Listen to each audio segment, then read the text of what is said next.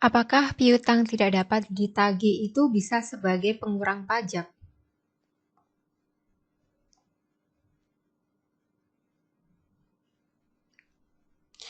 Oke, pada kondisi tertentu, piutang itu dapat menjadi piutang tak tertagih.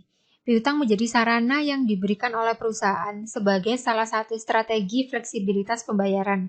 Sejalan dengan prakteknya, beberapa pihak yang berutang mungkin mengalami kendala sehingga timbullah kondisi piutang itu akhirnya tidak tertagih. Kemudian apa sih sebenarnya dimaksud dengan piutang yang tak tertagih itu?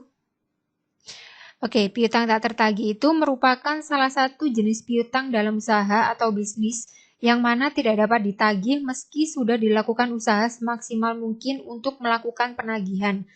Hal ini wajar terjadi dan ada dalam laporan keuangan. Dalam perhitungan pajak, piutang tak tertagih ini dapat menjadi pengurang untuk menghitung penghasilan kena pajak dengan beberapa syarat tertentu.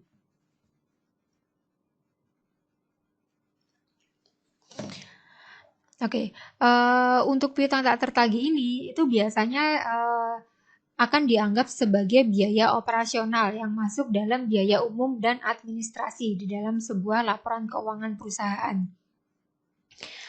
Kemudian terdapat juga metode penghapusan untuk piutang tak tertagih ini, yaitu terdapat dua metode, yaitu metode direct write-off dan yang kedua metode allowance. Untuk metode direct write-off ini merupakan metode penghapusan piutang tak tertagih, metode yang tindakan yang diambil perusahaan dengan menghapus akun piutang sekaligus dari jurnal.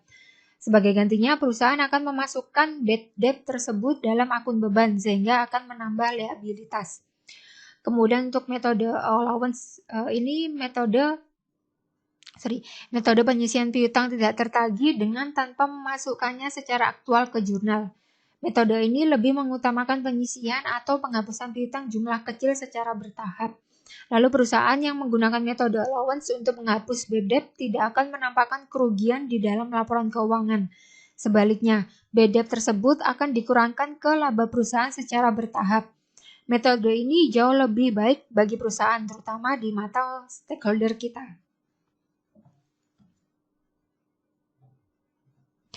Kemudian berdasarkan pasal 6 ayat 1 huruf H Undang-Undang Nomor 36 Tahun 2008 tentang perubahan keempat atas Undang-Undang Nomor 17 Tahun 1983 tentang pajak penghasilan sebagaimana telah diubah terakhir dengan Undang-Undang Harmonisasi Peraturan Perpajakan atau yang biasa kita kenal dengan Undang-Undang HPP.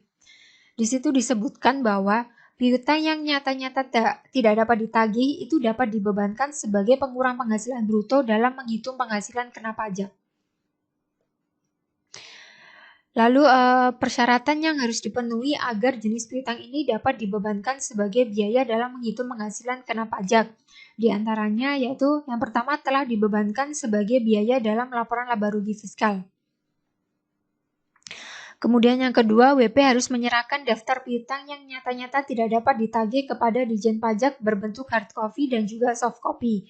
Kemudian yang ketiga, piutang yang tidak tertagih tersebut telah memenuhi 4 syarat, yaitu yang pertama diserahkan perkara penagihannya kepada pengadilan negeri atau instansi pemerintah yang menangani piutang negara.